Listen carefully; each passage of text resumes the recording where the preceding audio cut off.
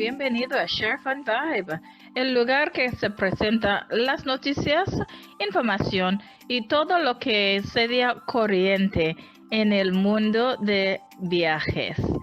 Acabo de oír una noticia que el MSC Harmonia choqueó con el puerto en Roatán, Honduras.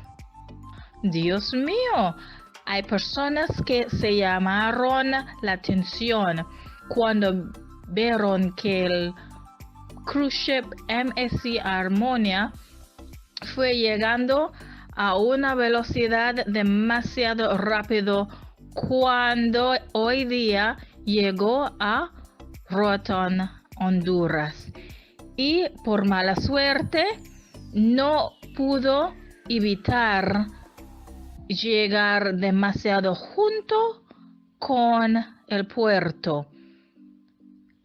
El impacto rompió un lado del puerto y gracias a Dios el barco tuvo la oportunidad de parar antes de causar más destrucción. Ahora mismo vamos a mostrar el video de presenta lo que pasó hoy día en Roatán, Honduras con el MSC Harmonia. Verlo ahora.